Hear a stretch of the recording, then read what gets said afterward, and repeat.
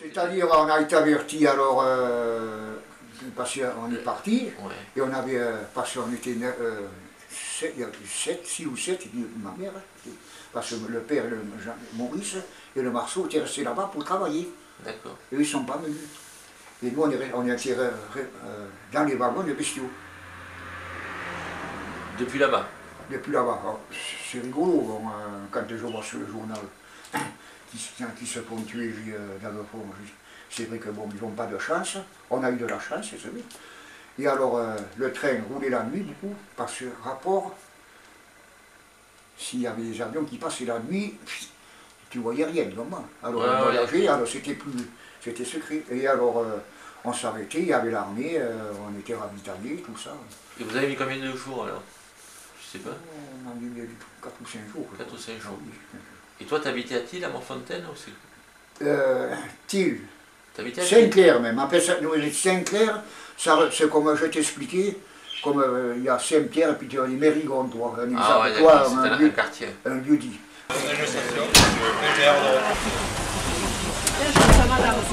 C'est parti pour un long voyage.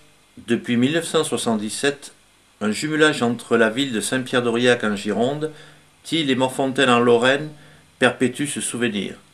Chaque année, on se rend visite. En 2005, c'est au tour des Girondins de monter en Lorraine. Ils sont venus accueillir le bus, ils sont tous là.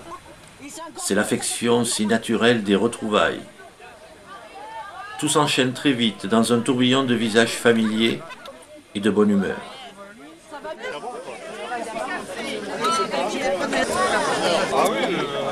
Elle a pas couché? Bonjour. Eric. Allez, les enfants, hein, on va les aider. Allez.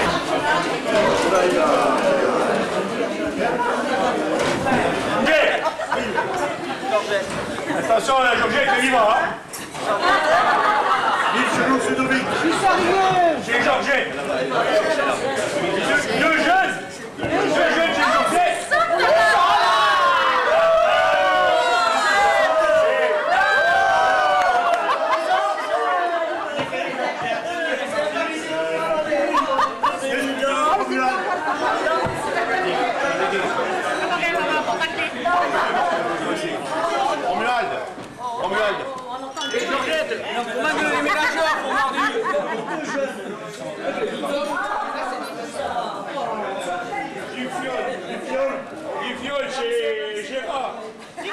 La Georgette est là, Annie, le Sony, et bien sûr Chevalot. Décidément, Chevalot n'a pas changé, Chevalot accueille, Chevalot préside. Tout d'abord, permettez-moi d'excuser notre maire Jean-Pierre, qui est malheureusement retenu par les impératifs familiaux. C'est avec un grand plaisir que je vous accueille aujourd'hui à l'occasion de votre venue parmi nous, et j'en suis ravi. Ce jumelage, c'est la rencontre de 3 communes qui se sont associées et qui ont développé entre elles des liens d'amitié de plus en plus étroits. C'est une expérience humaine que certains d'entre nous connaissent déjà et qui, avec le temps, nous permettra de tisser de nouvelles amitiés, je l'espère. L'activité de nos 2 comités de jumelage mérite d'être soulignée, car ils sont les maillons indispensables pour organiser, favoriser les échanges qui permettent à nos familles de se rencontrer, de partager nos manières de vivre et nos traditions. Un grand merci à tous ces bénévoles. Mes chers amis, je terminerai ce petit discours en vous remerciant d'être venus nombreux cette année à Montfontaine partager notre joie et surtout, le plus important, faire la fête. Bon séjour à tous. Je vous remercie encore une fois de votre accueil qui s'annonce suivant. L'activité du comité de jumelage à Saint-Pierre-d'Aurillac, c'est une association comme les autres, j'allais dire, parce qu'il y a de nombreuses associations au niveau de Saint-Pierre-d'Aurillac, mais bien particulière parce qu'elle renvoie peut-être à l'identité, à notre histoire. Il y a à la fois certainement une routine, une activité réelle, et puis en même temps peut-être une volonté nous, de continuer ce jumelage, de la faire vivre, avec une proposition que j'ai envoyée au président des jumelages, que je voulais vous faire part. C'est celle peut-être un peu de travailler sur cette identité. Je sais qu'au niveau de Tille, il y a des choses qui se sont faites au niveau de cette mémoire, à travers le sentier de mémoire. Bon, je pense qu'il nous appartient peut-être de chercher pour voir comment continuer ce jumelage en lui redonnant peut-être une vie.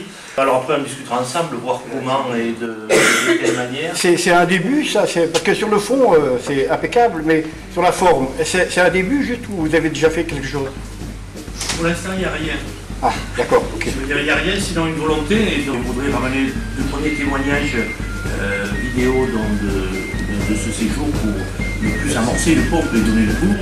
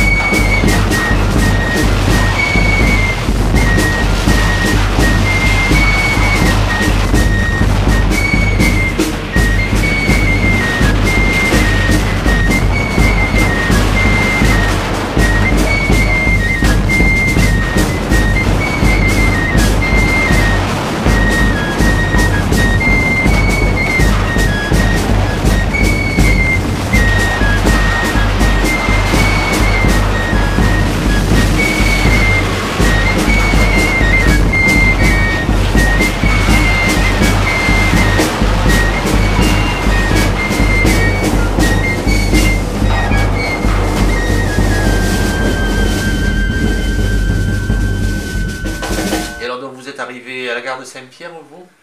Non. À Gironde. À Gironde. Et tu te rappelles comment vous avez... On a été débarqués, on est venu nous chercher, on est venu chercher avec des vieilles voitures, et on a été rapatriés, on a été rapatriés sur Saint-Laurent-du-Plan chez Saroste. D'accord. Il y avait une table, il y avait un machin, un repas, bon. Ah ouais. Ah oui, oui, on a été accueillis, il y avait tout. Bien accueilli, t'as un bon souvenir. Ah oui, oui, ça on a été, après bon, il y en avait là-dessus. Bon, après tu as toujours quelques petites veines, mais c'était bon. Et vous aviez des bagages, vous aviez des affaires? Le baluchon, tu n'avais pas de valise, chacun, on était 8, tu avais ton baluchon, tu avais tes affaires, tu avais ton baluchon. Le minimum, quoi, juste... Comme oui, juste combien il faut, quand tu les vois passer.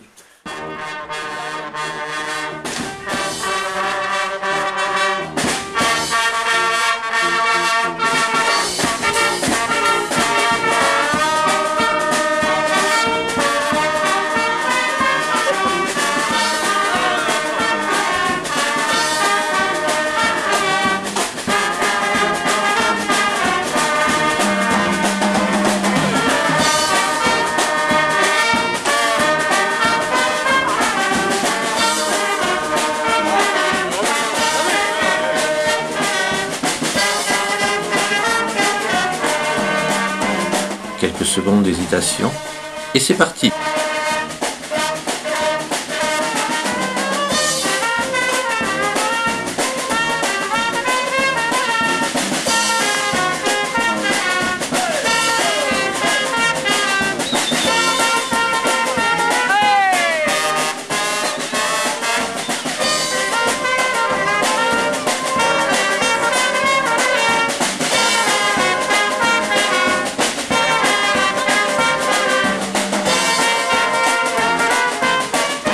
Pour les Gascons, l'instinct de la fête est toujours le plus fort. Le ciel bleu, l'eau des canaux, la pierre, le patrimoine, des signes forts qui remuent les chromosomes.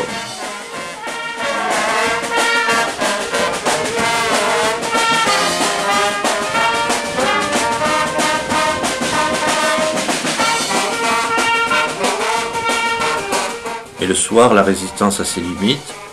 Le Gascon se replie sur lui-même. Le Gascon se concentre. Le Gascon digère.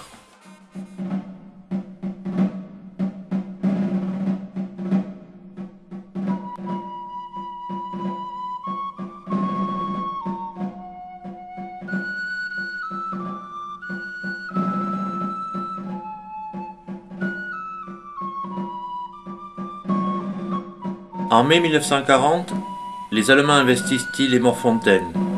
Bourgades de garnison sur la ligne Maginot, ces deux villes deviennent des cantonnements de milliers de prisonniers, russes, italiens, belges, polonais.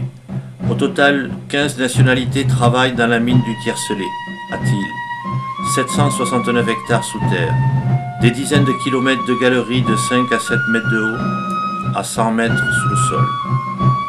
En 1944, cette mine deviendra une colossale usine souterraine destinée à fabriquer les V1 et les V2. À proximité, un nouveau quartier est né. Les prisonniers portent la tenue uniforme pyjama rayée de blanc. Un four des abattoirs de Villerupt y est installé, un véritable four crématoire.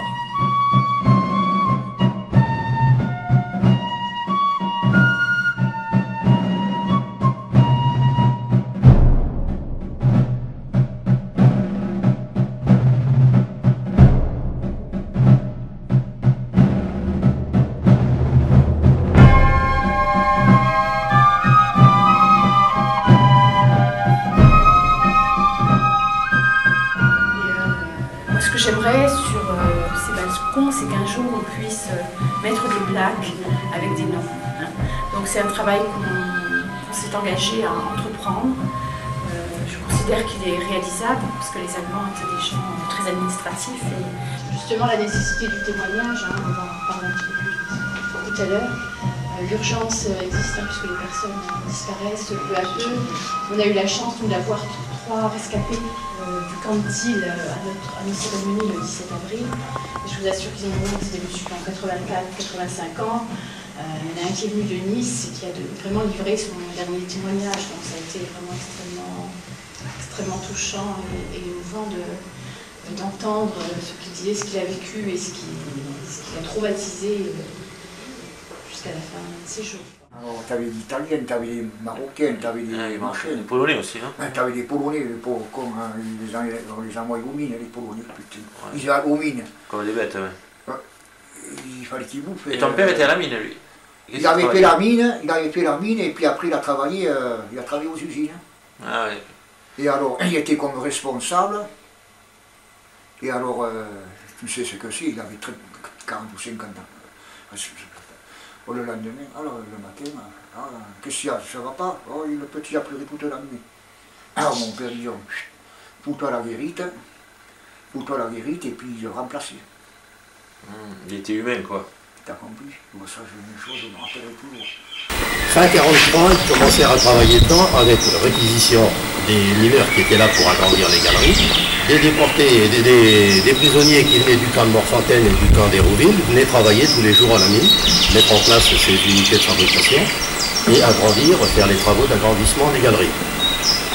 Les V1, 300 km d'autonomie, 900 kg d'explosifs, bande volante de destruction massive. Le V2, 600 km d'autonomie, 1 tonne d'explosifs. Déjà au départ, il y avait des galeries immenses pour mettre leurs unités de fabrication, leurs usines que vous verrez sur les photos. Ensuite, reliées par voie de chemin de fer, par l'usine d'Aubry, la gare de Villerupt, la gare d'Olympique et directement le Luxembourg et l'Allemagne pour amener le matériel. Donc c'est un choix tout à fait intéressant. Tout ça, certainement que pour les nazis, ça demandait beaucoup de transport et tout. Ils ont vu cette cuvette ici, là, qui était à l'abri des regards et ainsi de suite. Ils se sont dit, au lieu de transporter tout le temps les gens, on va faire venir les déportés ici pour travailler, les avoir sous la main. Il y a eu à peu près jusqu'à 800 déportés qui ont été cantonnés ici et qui partaient le matin en cortège jusqu'à la mine de Thil, revenaient le soir, accompagnés bien sûr, entourés de SS avec leurs chiens et leurs... Mireille, elle est l'année prochaine, Mireille arrive de leur emmener à l'armoire. le chapeau, hein, Pierrot. Gardez-le bien. En fait, la première année que moi je suis arrivé, j'ai dit à monsieur Belloc, j'ai dit voilà, machin. J'avais un chapeau sur la tronche, il m'a dit ah, il est beau, il est beau, il est beau. Ah, sur la tête? Ah, oui, pardon. Tu l'avais récupéré au Ça, tu le gommes.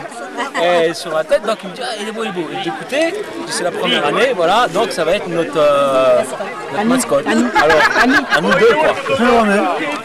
La bise, la bise. La bise. Au jumelage, quoi. Pour faites-vous la bise, alors. Allez, Steph. Voilà. Steph, vas-y. Allez,